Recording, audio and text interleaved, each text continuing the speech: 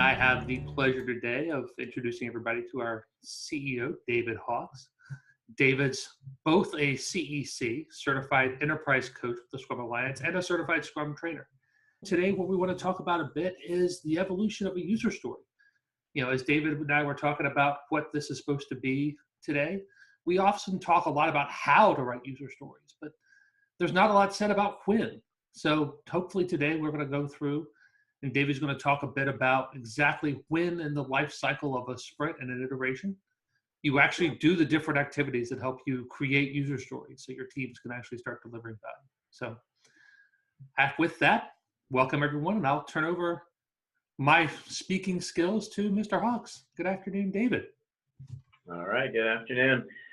So looks like we've got a number of folks on, and maybe some of you all have gone through a CSM or a CSPO class or one of our private classes on site, or you've gone, probably gotten training before or read some stuff on what a user story is. And as Brad said, what we're going to focus on is just kind of telling a story of how a story maybe comes about and the process it goes through over time to the point that we actually go and build it. So we talk a lot in Agile about iterative and incremental development, and that'll be highlighted as we walk through these elements. So let's say we start off and we're the product owner, and we're meeting with a stakeholder. Maybe we have a stakeholder session where we're thinking about doing a story brainstorm session on stuff that's coming up maybe in the next initiative or on the roadmap. And somebody says, you know what, we should add some wish list capabilities. So let's assume we're kind of like an e-commerce site. And we say, okay, so what do you mean by wish list? And they say, well, I'd like to be able to place products on a list to share with my friends so that they will buy me things I actually want, right? So this story gets defined, identified in a session with our stakeholders. And we've got a little bit of a timeline that's going to appear down at the bottom as we go. So this is the first thing, concept, new idea, created. Then after that meeting, sometime after, the product owner probably will add this item into your favorite lifecycle management tool like Jira, and maybe as they're doing that, they add a couple notes in there.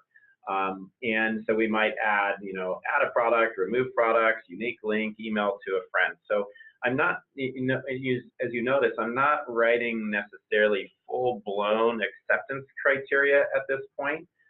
Remember, maybe when you learned user stories, there was something called the 3 C's, and the idea was card, conversation, confirmation. So the idea is we want to write enough notes to invoke a good conversation with our team, but we don't want to get too prescriptive too early before we've had that conversation. So the next thing, as you'd imagine, might be we're at the next backlog refinement session with our team.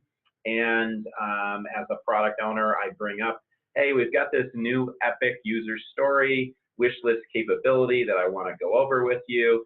And I just need to get a rough order of magnitude estimate from the team. So the team does maybe planning poker, and they have their cards, and they talk about it a little bit. They ask me some questions, and they size it as a 40-point story. So pretty big on the Fibonacci scale of, 1, 2, 3, 5, 8, 13, 20, 40, 100. And so they say, this is a big thing, it's 40, they give me that feedback. So then as a product owner, so some time goes by, and I go ahead, now that I have the size and I have some notion of what the value is, and now I have some notion of what the investment might be, I prioritize it accordingly into my backlog.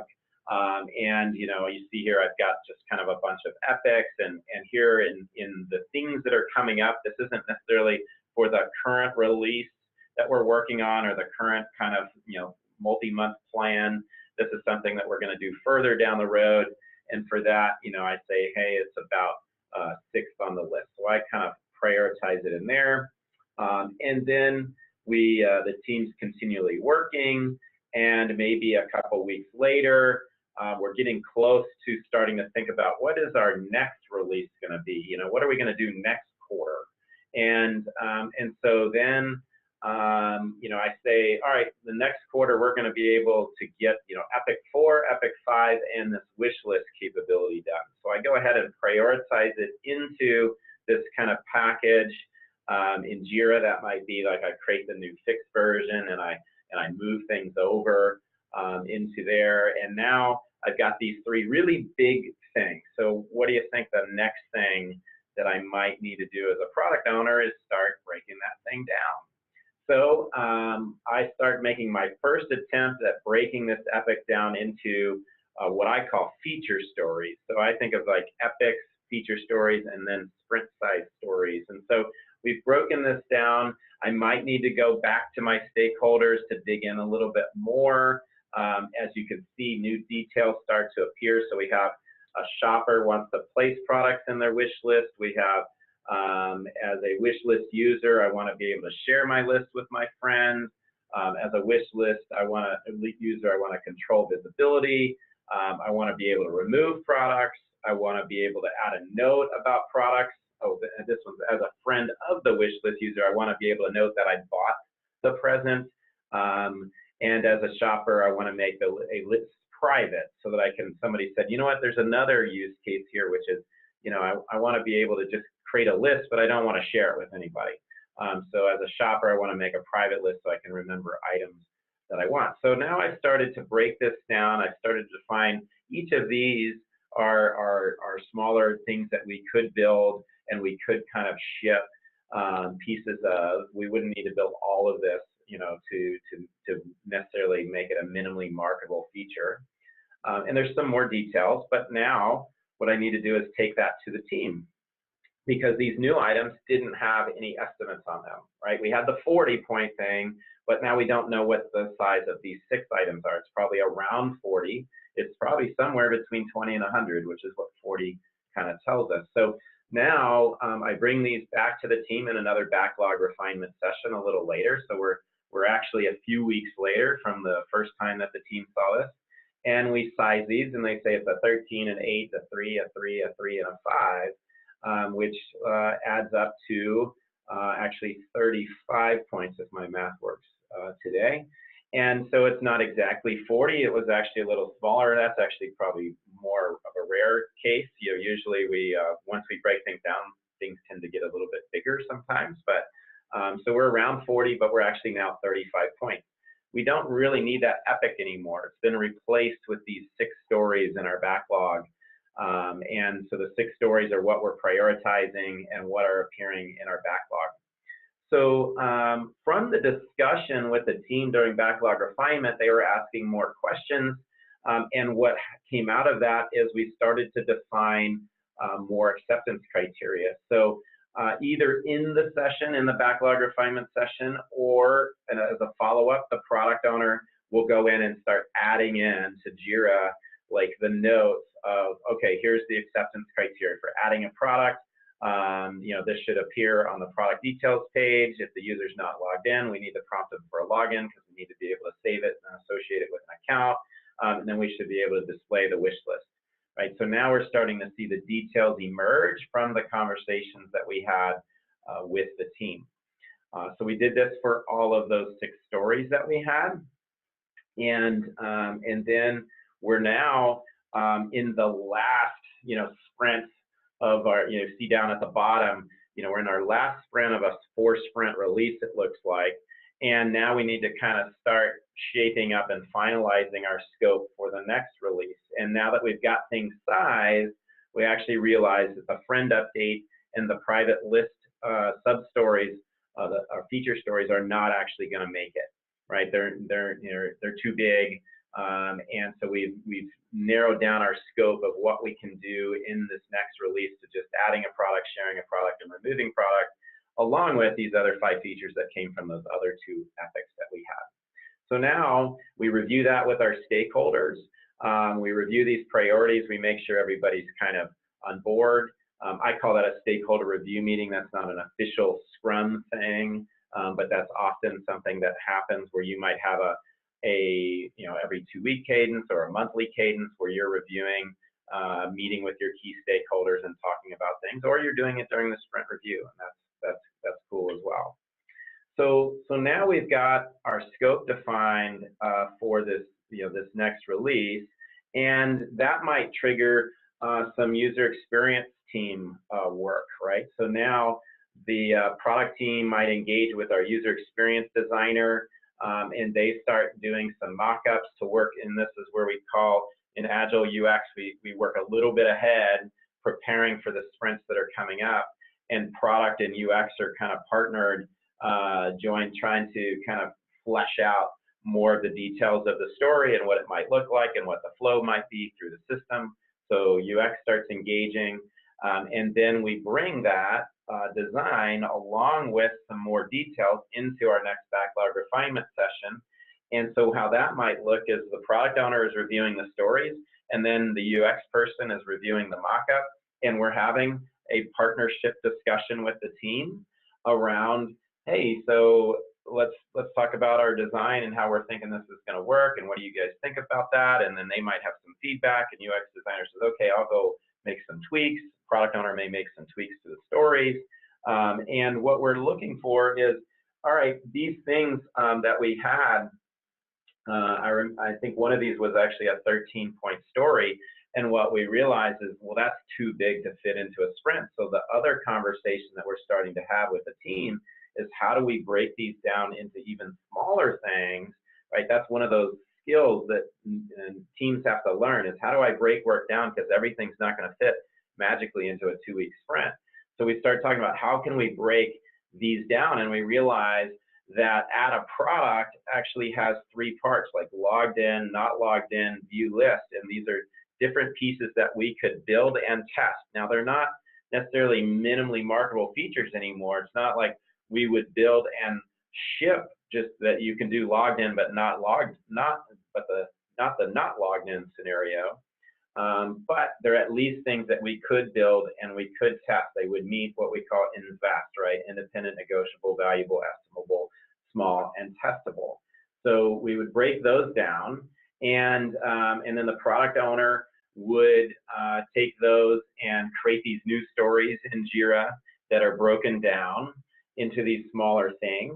And then I also would need to get some sizing from the teams. Now that we've broken these down, I'd have to do that during backlog refinement, and get those things broken down. Now that we got them broken down, we'd resize them. And then maybe we're getting close to, like, we're going to actually work on this next sprint. So these are the things that we're thinking we're going to pull in next sprint. So now in this backlog refinement, we're starting to ask the questions of, are we ready, right? The story is coming up. As a team, do we understand it? Do we have any dependencies, or do we have the environments we need? Is there any new knowledge? Do we have some tasks that we maybe need to do in the sprint prior to us working on it in order to prepare to be able to task it, to be able to do sprint planning, to be able to start work on it? So we're starting to, as a team, work a little bit ahead, just enough to do that. And so then in our final backlog refinement session, we're doing this one last review. Are there any last minute questions that we have? Finalizing our acceptance criteria prior to that final sprint planning, and just making sure that we're ready to go. And then the final thing that would happen with this story is, as far as the planning aspects, is that now we would actually pull it into our sprint. So the team during sprint planning would go ahead and pull this story, right? And and actually they're only pulling these 2 stories, right? Adding a product that's logged in and not logged in. Now, some people might ask, why don't you just combine that back into one thing? Well, the idea is still that we're going to push the team to try and, hey, can we get add product logged in, tested, and signed off like halfway through the sprint, right? Can we get that thing done? We don't want to wait till day 10. Like, can we get that done halfway through? And so we still want small things that are testable things that we could do, and get testing involved early, development, done with things early and swarm on things and get them done.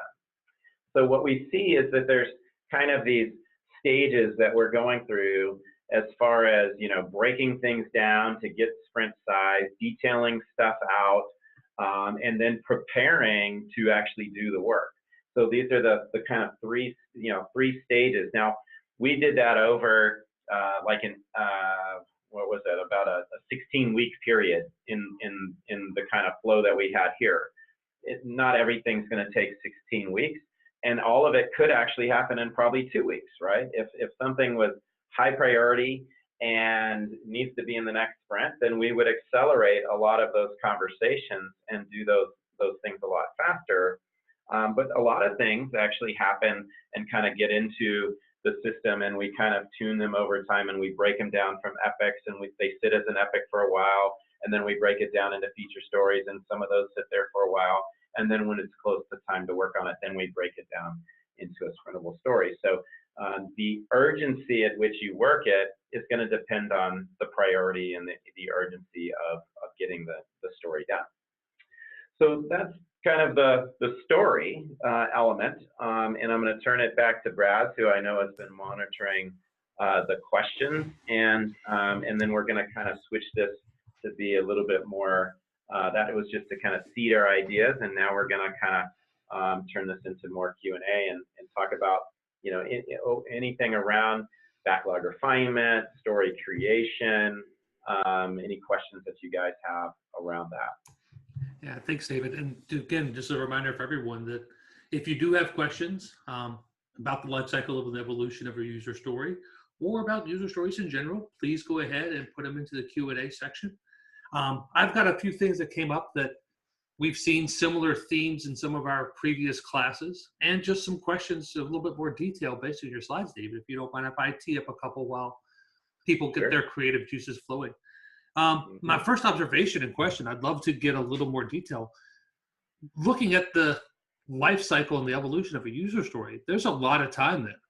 As a product owner, how do I balance the amount of time it takes me to do stakeholder management and requirements synthesis and decomposing epics with that tension of needing to be available to the team so that the team can continue to be a high-performing team and produce at a really remarkable clip? Yeah, and there's actually some language that's been lightening up in the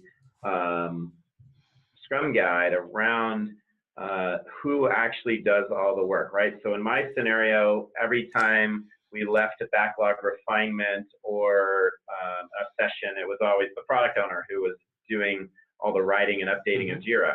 And while that's fairly common, it's not a requirement that says, hey, the product owner has to do all of that data entry or all of that, refinement of the stories and creation of the stories. So the team should also be involved, right? And so there could be people on your team. Maybe some teams out there have business analysts on their team, so that's a great person who's assisting in this process. Sometimes QA might help, sometimes the dev lead, sometimes the Scrum Master, right? So if the product owner is overloaded, then we need to figure out, if they become the bottleneck, then we need to figure out how we can help them. But it is a tough job because we're saying, half the time, they need to spend with the team, and half the time they need to spend, facing the customer, the market, the stakeholders. And so, there is definitely a balance there. And so the team needs to recognize that and make sure they're not taking a stance of like, well, we're blocked, our product owner's not doing their job, right? And pointing fingers. And so what we want to make sure is the product owner is bringing some expertise to the team, some domain knowledge, and they need to dedicate enough, some significant amount of time, right? They can't just be like, I'm 10% product owner. We typically say it takes about 50% of somebody's bandwidth to be a product owner for a team, which could mean they're product owner 50% of the time and something else 50% of the time, or it could mean that they are product owner for 2 teams, right? And they're juggling those 2 things. So, creating awareness of what we're trying to juggle and trying to figure out solutions for that could be good. So along those lines, we talk about how much time it takes. We also talked a little bit about the format and how the stories evolved. And one thing I'd be curious to hear your thoughts on is we talked really briefly about the standard format, and where do things like BDD and things like writing things in a Gherkin format start to flow into this evolution of things, and where does that responsibility happen? Yeah, so for those that aren't familiar with BDD, behavior-driven development, and Gherkin is a format for it's called give and win then. So some people use that format for writing their acceptance criteria, and that can be helpful. But for me, it also could be extra overhead. And so I've seen teams take that a little bit too far. Now, if you are a team that is doing behavior-driven development, which is writing tests in kind of, more human readable language, and those tests then, your acceptance criteria then become automated tests, which is kind of cool, automated acceptance level tests, then that can be pretty valuable, that we're not having a translation step of like, we're writing our acceptance criteria and that's going to execute as a test. However, if you're not doing BDD, right, you're not actually automating those tests, then it might be too much extra ceremony, right? Too much extra overhead for the team. It might be helpful, but at the same rate, our acceptance criteria isn't intended for us to write every single test case out, right? It's supposed to capture the definition of the problem and how are we going to verify that we solve the problem. So I think just make sure that you're keeping a little bit of a balance and not getting too rigorous if you're trying to take that approach. Try it, see how it works, but don't say, all right, product owner, we can't work on your story till you write Gherkin. Well, maybe we need to help them, right? If we're the ones that want the Gherkin, well, maybe then we need to try and help do that, right? Yeah. There was a large client I worked with a couple of years ago that sent most of their business analysts and product owners into, let's learn how to write things in Gherkin format, and let's insist that all things must be written by the product owner in Gherkin format. And similarly, there's this idea that the product owner is the only one who can and should actually handle the work of writing stories, and became such an impediment to actually getting stuff done because, frankly, the product owner didn't have the knowledge and wasn't available. It's great advice. So Julian has a question that I want to go ahead and get your thoughts on too, David. So Julian says, I find it near impossible to write plumbing type stories from the user's perspective. I run a small team, so our velocity doesn't always allow for user value in a single sprint when plumbing or replumbing is required. What's your advice? So if I'm hearing you're interpreting plumbing, so maybe I'll test Braz if I'm thinking of plumbing as kind of like the database code, the API layer, the services, the microservices, the stuff underneath, right? So are you interpreting it the same way? That's the way I see it too. And Julian just popped in. Thank you, Julian. And says, yes, that's exactly what he means. So good job, David. Let me do this. Let me pull up a diagram that I just did in a talk. Here we go, and do a little screen share. There we go. Boom. All right. So here's the challenge that, and Braz, can you verify that you share? You're seeing my absolutely. I see their nice little matrix and pictures. Some folks have maybe seen me draw this before. So what we see a lot of times, our teams are structured in terms of database, middle tier, or UI, or even if we have a team, what we don't want to do is write a story from a component or architectural dimension, right? So we don't want a story that says build the database tables for the wish list capability. That's not actually a valid story.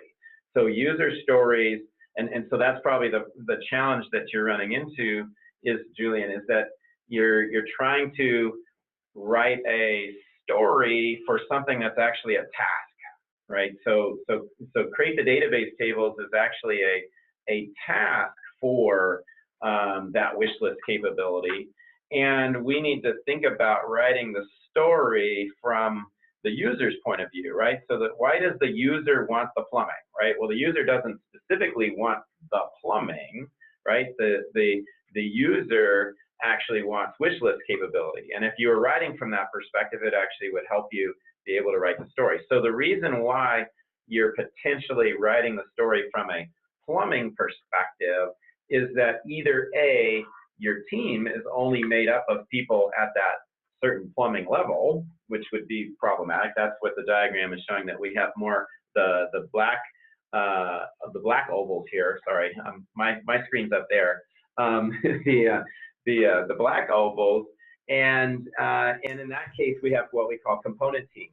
And component teams, we have a challenge because they're not able to deliver a user story on their own. They don't have all the capabilities. So in Agile, we talk about cross-functional teams. We mean a UI person, a middle tier, a database person creating a feature team that can deliver a user story. The replumbing one is actually maybe would be a different challenge, right? So that is probably more of a case of, okay, we already have the functionality. So a different scenario, we have the functionality in place. I have a feature team, but what we need to do is redo the database because it's not performing very well. Well, that is actually probably more of a technical debt story and a refactor that you need to do. And it's not necessarily something that I would like, square peg in a round hole, force into a user story format, right? It's not saying as a user, I mean, you could probably say as a user, I want your system to perform, so that it doesn't suck. But that's not necessarily serving our purpose if the issue is, we need to increase our connection pools, or whatever. So don't feel like everything we have to write has to go into it as a I want so that. But if we are writing function, building a feature, it should come from a user's point of view. And if you're having problems writing it from that point of view, the first thing I'd look at is actually, do I have teams formed correctly in order to support that, to support a user story process? Yeah, David. Anything else you want to add, Braz? Well, yeah, I think, especially in your second case, where you're talking about, technical debt or refactoring or replatforming, some of that, we already have the functionality, but it's not as new and shiny or performant as we want it to be. Part of the challenge I work with is getting teams to be able to explain in a user's perspective. Yep, I can understand technology-wise why this is important. I can understand why this is valuable. But what would this benefit be for the user? And putting it in those terms really helps advocate for that technical debt to your product owner and to the larger organization and your stakeholders to be able to explain this is the value of what we're trying to do. So it's a good practice to get into, and it's a hard one for development team members who aren't necessarily, when they're starting out, thinking about things in a user value perspective and really think about it from a, well, of course we want the next version of insert framework here because it offers all these great technical features. What does it offer to our user, and how do we articulate that well? Yeah. So similar question, a similar theme is from Anne. Anne asks, how do you handle stories that are highly technology driven? For example, an internal department delivering to a larger organization's IT developers. And when I see this, David, I think, Anne, to correct me if we're wrong, if you can, I think of, I'm building that internal API for a larger application, or I'm a tools and functionality team delivering features and capability to other parts of the organization. How do you turn those into things that are user-centric? Yeah. So again, the first thing that always goes through my head, the first test I'm always going to apply is, can we build a cross-functional team to simplify dependencies, right? That's the first Agile answer. Is what we're trying to do in terms of forming teams is put as many of the dependencies as possible on the same team working together, as opposed to having a cross team. And sometimes what's happened is our technical architecture, there's something called Conway's law, that has mimicked our organizational architecture. So we've actually maybe made our technical architecture more complicated, which is making it problematic for us to put all of those skills onto one team. And so sometimes it's more than just putting people together, as much as also thinking about our architecture and potentially refactoring things. So that's the first thing we look at. All right. So let's say, yep, we looked at that. We've collapsed as much as we can. We've put some teams together. And then there's a scenario at the other end of the spectrum, which is, what if we actually deliver? One of our clients is a healthcare company, and one of their customers is or users in some sense is the pharmacy. But it's not people, it's not the tech at the pharmacy or the pharmacist, right? It's the actual pharmacy system, right? So sometimes you might have system personas, right? And so a system persona would be that we say, all right, as a pharmacy system, I need to be able to get the copay information so I know how much to charge the customer, right? So it's okay to write from a system persona perspective. And that team never had a UI, right? They only provided APIs to the pharmacy system. But what we don't want to do is abuse that technique, right? And abusing that technique is if I, back to my diagram where I had the database team in the middle tier, we don't want to, right? As a middle tier, I want this from the database. And as a UI, I want this from the middle tier. And then we've avoided the issue altogether. Right, so if you really can prove that, like, we provide a platform, and this platform serves not only internal teams, but it serves external teams, and this is a releasable product. This thing on its own is something that we release. Then, yeah, you might write user stories from more of that system persona as opposed to a user persona. And so that would be a case where you might do that.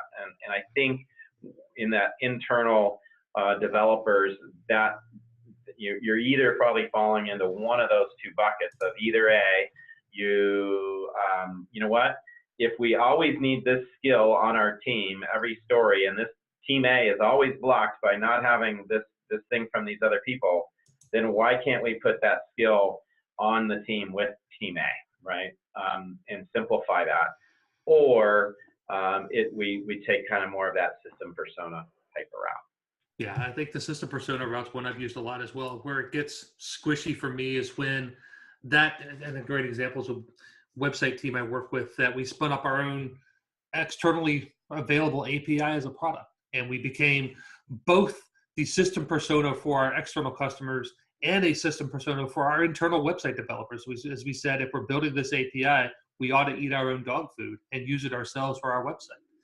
And so there were opportunities to say, let's make sure we're being very clear about which of our two customers, internal and external, we're surfacing and we're actually trying to deliver value to. And how do we make sure we're not mixing those metaphors and taking the convenient route because the team exists versus the right route, which is as our own external website, we need to make sure we're actually validating our users.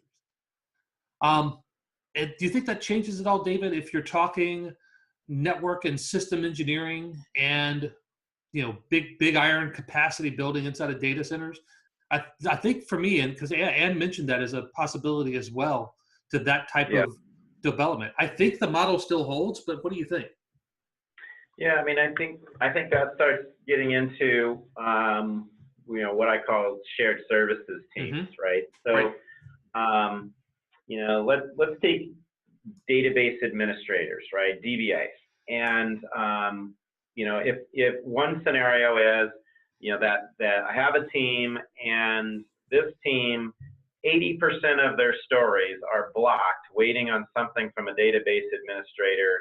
And if they have a lot of stored procedure stuff they got to do, and they need that skill on their team. And if they had them, they could keep that person busy close to 100% of their time. Then we would say, like, let's put that person there. But if we have teams B through E who they only need a DBA 5% of the time.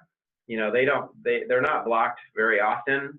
And so for them, maybe if we had a team of DBAs that were supporting, those teams, and what we want to change is, instead of the mentality of like, they're going to open a ticket and throw it over the wall to the DBA team, and DBA team is going to get to it when they get to it and throw it back over. What we want is, no, there's DBA contacts for those teams. They know what they're doing, and they're there to help those teams be as successful as possible, right? If we take more of that stance, then yeah, there could be things that the DBA teams are being asked for. The question is, are they being asked for user stories, right? The thing is, they probably aren't, right? So do they have items that they need on their backlog? Sure. Does every product backlog item need to be a user story? No, right? So in that case, it could be that they're just asking them for work to do, and it looks more like a task, that would have been done on that team if they have the skill. And it's okay that that task doesn't have I want so that. Now, it would be good if this task request that's going to the DBA is in reference back to a user story, right? So that they have the context of, I'm building this in support of this user story that this team is doing. But don't feel obligated that like everything that goes on our product backlog has to be in the form of I want so that. Not everything is in service of the user, right? In this case, it could be in service of that team, and that team just needs you to add a field in a database, right? So hopefully that helps. Yeah, I think it does. So here's another question that kind of dovetails into a similar question that I had teed up earlier. It's from Sky. And Sky says, your example involves 16 weeks of backlog refinement before the new feature's first sprint starts. But I often have a hard time getting the backlog refined 4 weeks prior to sprint start. What is your advice? So I guess I gotta compact that, right? Like, so what are the issues that's keeping you from being able to get the backlog refined? So first thing I would say is, the backlog, at least, if you think about the backlog, and let me share screen again a little bit here. So add a page. And so when I think about a backlog, right, there's going to be stuff at the top of the backlog, and then there's going to be some bigger stuff, towards the bottom, and then even some bigger stuff, right?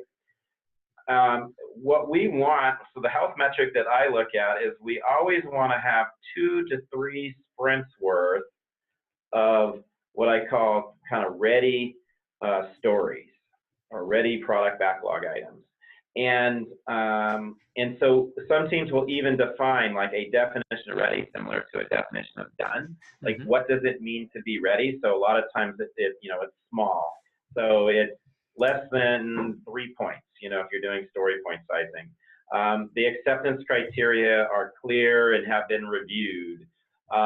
We don't have anything blocking us, there's no outside dependencies, not blocked. So what I would say is, by the time we get to sprint planning, I want to make sure I have at least, 2 to 3 sprints worth of stories refined.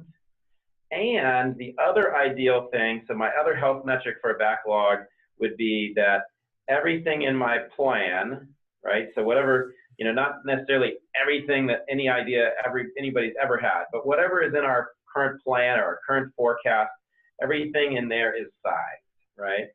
So everything has an estimate on it.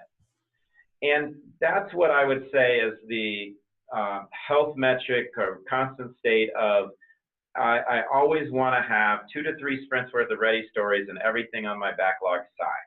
So if I put that lens on with Sky's question, and Sky's saying, hey, I'm lucky to get my backlog refined 4 weeks ahead of the sprint. Well, I don't necessarily need the whole thing, at that ready state 4 weeks ahead, but I do need at least a placeholder of all the things that we're wanting, because I need to be able to size whatever is in our current plan and our current forecast Because if I don't have those things sized, when something new comes up, right, then I won't know what, something new needs to get added, what needs to get removed, right? And so, so that's why we want everything sized. And if I'm not able to, so one issue is, am I not able to get the request from the stakeholders? Well, then maybe I need to do like a 4-hour stakeholder brainstorm session and lock them in a room and say, hey, we're not going to leave the room. And if you put index cards and Sharpies in front of a team, or, if you're doing it online, there's collaboration tools to do similar things, and just say, okay, everybody just start writing all the things that you want. Like in 30 minutes, you're going to have 3 years worth of work, right? So getting ideas isn't usually the hard problem. The next thing is, well, can I get enough time from my team to size everything in my backlog? Well, again, if you're not doing enough consistent backlog refinement and you're playing catch up, well, maybe you need to do a lock-in with the team. Mm-hmm. So maybe you need to get the team all in a room, and you need to get them to size everything that we have in our backlog. And this is where your Scrum Master should be able to help you with planning poker, or when I'm doing group big, or trying to size like 30 things, I usually do some affinity grouping, high, low, t-shirt sizing, something to get initial group. So, so either I don't have everything identified, I need to go to my stakeholders, or I don't have everything sized, which I need to get from my team, or I'm not getting everything broken down to have 2 to 3 sprints worth of stories, which means that I need to have consistent backlog refinement with my team. And I recommend that you do backlog refinement if you're doing a 2-week sprint, that you spend a couple hours every sprint on backlog refinement with the whole team. And that may be, smack dab in the middle of your sprint, that you do a 2-hour session, or it could be 1 hour every week. But you need to have that consistent cadence so that by the time you get to sprint planning, there's enough work to come in. And David, I think kind of related to this guy's question, you started to touch on this a bit, but you mentioned earlier during the presentation that we look at it 16 weeks potentially worth of work going in to get this idea all the way down to a workable user story. You said there's some tips out there for accelerating some of those conversations. Let's assume one of these things comes in that's a high priority item that we need to really accelerate it through. You mentioned the idea of, let's get everybody in the room and let's go ahead and actually have a real good refinement session with everybody present. What other tips do you have for product owners who are trying to accelerate some of those conversations for lots of different reasons? Yeah, so the other thing that I'll add to that too is that this story that started out as an epic and then got broken down. So let's think about how much time was really spent with the team over that 16 weeks, right? So over that period of 16 weeks, we might have spent let's see, so let me pull up, I broke that. I was gonna switch back to the slides and we can walk through that again.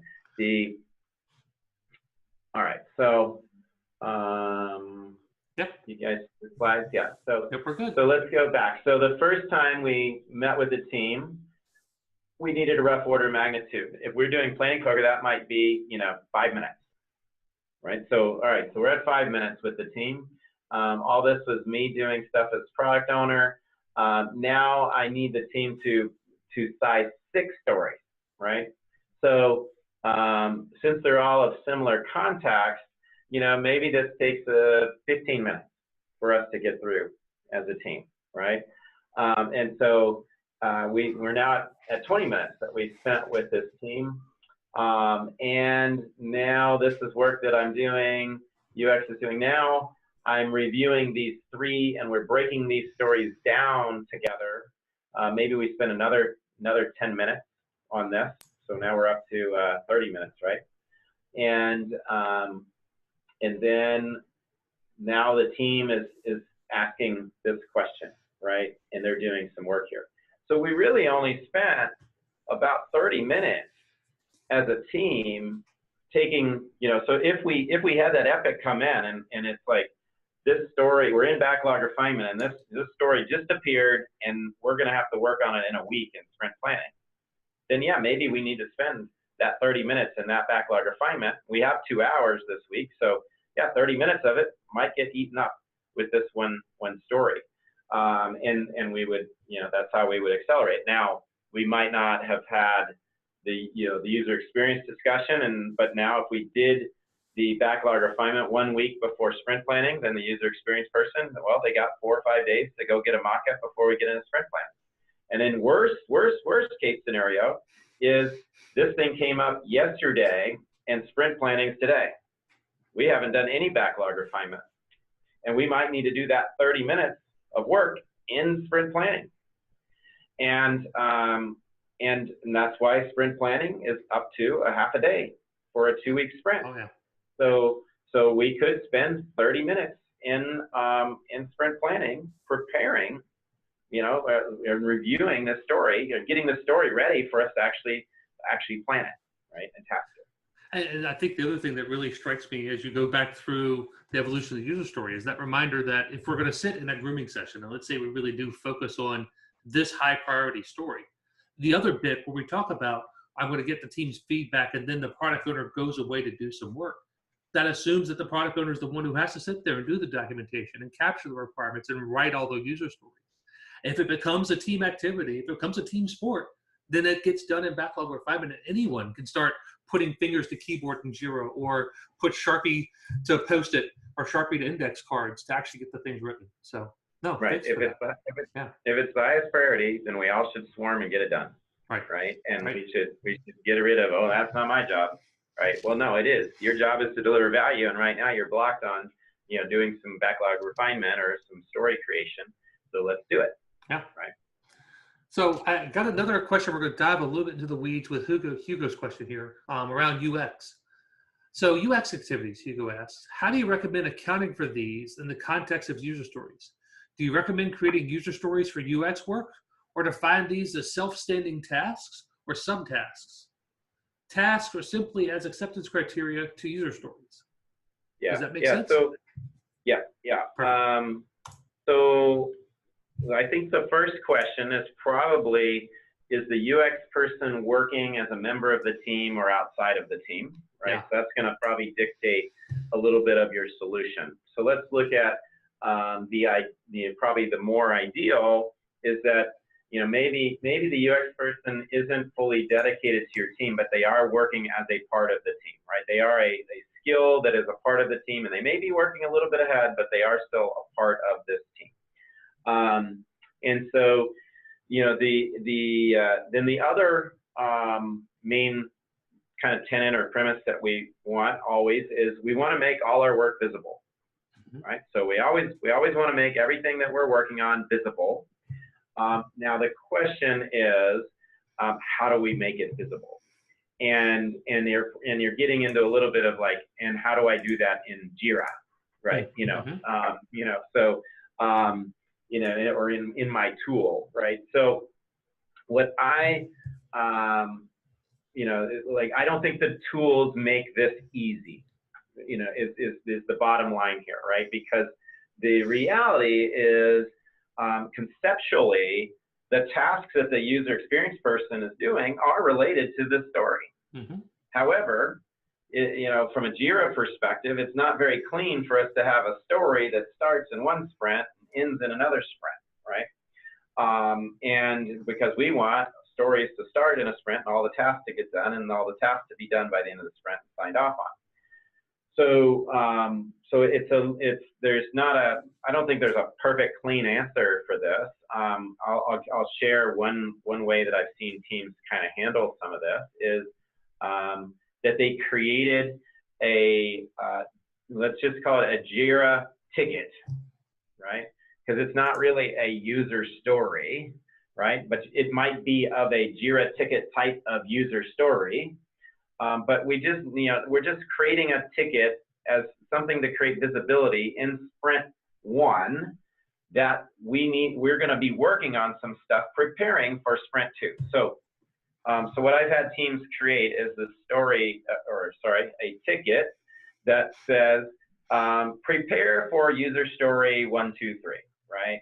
Or X, Y, Z. And in that, there might be tasks from user experience that they're doing some stuff. There might be some tasks from the architect who is doing some preparation work remember back to the slide that said, do we need to do anything? Like maybe we need to do some knowledge transfer or a brown bag session or go meet with somebody on another team. All right, so we need to, that's a task that needs to show up.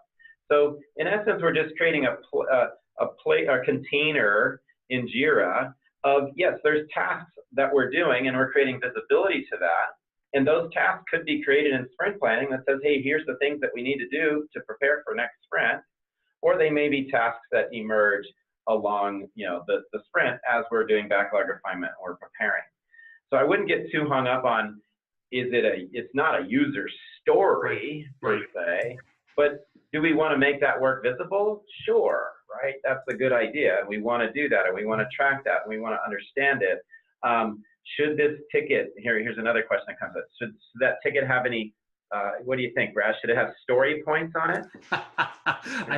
So again, for me, no, absolutely not. It's just story point. It's tied right back to customer-facing, user-delivered value. Right, and so we don't get story point credit, right? Like story, principle number 7 in the manifesto says, working software is our primary measure of progress. When we finish this placeholder container ticket, will we have any working software? No. Right? When the user experience design is done, is there any working software? No. So there's no progress reporting, so there should be no points on that. Now, all the you know, if a story point is a relative estimate of the effort or the work involved in getting it done, should the story points on the end story include the work that we did? Yeah, right? Absolutely. And should you have some relationship with those things? Sure, right? Link them or do whatever to make sure that those things are linked. Yeah. But there isn't a perfectly clean way that I know of on how to solve it.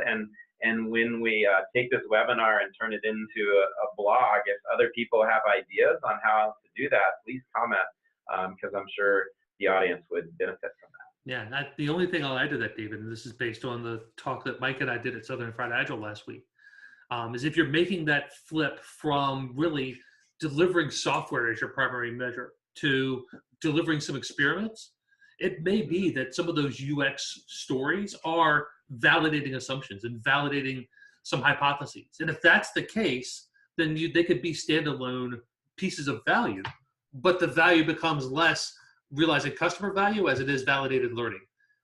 Yeah, and I think that's the difference between UX engaging and defining an experiment and a test versus just creating a design and a mock-up. Absolutely, right? Absolutely. You know, a mock-up doesn't fit the, like, you know, if you're taking that mock-up and you're doing a paper prototype and you're going and testing it, okay, and you validated something, there's validated learning involved, that's different than I just built a mock-up and, hey, developer, build it the way I said to build it, you know, like that. That would be different. So here's the last one I wanted to bring up that we have. We've got about 6 minutes left, and I've got 1 or 2 if nobody else has any questions. But Brent has a related question. Do you create separate, quote, user stories or some other card type for technical work that needs to be done to realize a user story? Like, quote, create database scheme or do development work? If so, what do you call these card types and what content do you put in them? Yeah, so good question, Brent. So so from a Scrum definition, we would call those tasks. Mm-hmm. From a Jira perspective, those are subtasks, right? Not to be confused with Jira out of the box has a parent issue type at the same level as user story that is called task with a capital T.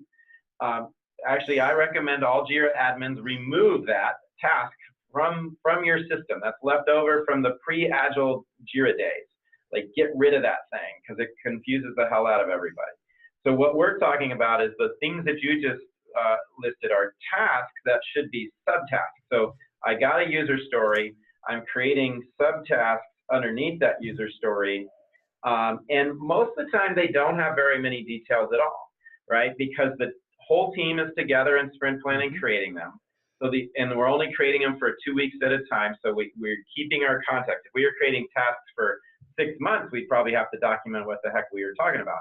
But since we're just creating the tasks for the next 2 weeks, they're fresh on our mind. And because all of us were there creating the task together, we all understand what the words that we wrote down are really just a placeholder of the memory of the conversation we had when we wrote those words down. So if everybody's contributing then we don't really need to document very much around that. And for the most part, we probably haven't figured it all out yet, because we're going to figure it out when we do it. Now, as far as documentation of design and other things, Jira is a terrible place for that. Now, Confluence might be a good place for that, but don't document your design decisions in Jira. You're never going to find that design decision again. So if out of these tasks we need to document why we made a certain decision, then do that on your favorite wiki or wherever you're putting design documentation. You might reference it, but to me, tasks are very transient things. They last for 2 weeks and then they should go away. And that's why actually for most teams, we recommend if you have a co-located team, if you have that luxury, using a physical board, and tasks are stickies on a wall. And when the sprint is over, the stickies go in the trash. We don't need to document that. Now the stories that are post-its on a wall are also, we would encourage to be in Jira even if we have a physical board. But what we want to do is we don't typically have a lot of documentation down at a task level in terms of what is the task to do. And I guess I should also mention, tasks are meant to be no bigger than a day, right? So they're small, right? If I create a task for 40 hours worth of work, then I probably have a bunch of stuff I need to document. Well, actually what you're documenting are the tasks you should be creating. Right. So if you keep to small tasks and tasks are only created at 2 weeks at a time and everybody's there when we do it, then we probably don't need to document very much around it. Yeah, and I think just listening to you, David, it reminds me of, back to User Stories 101. It's the 3 C's. Yep, we can have a card, and the card can be something that defines some user value, but really the important parts, the ephemeral conversations that we have on a day-to-day basis about how we're going to turn that into realized user value, and how we're going to make sure we capture those outputs of those conversations in things like delivered software and just enough documentation and long-term artifacts that we can refer back to when we need to. So, yeah, cool. Well, I think we're hitting on the time, Braz. I think so too. Thank you, David. Thank you, everybody, for attending. I thank everybody for their great questions. Have a good holiday and Happy New Year.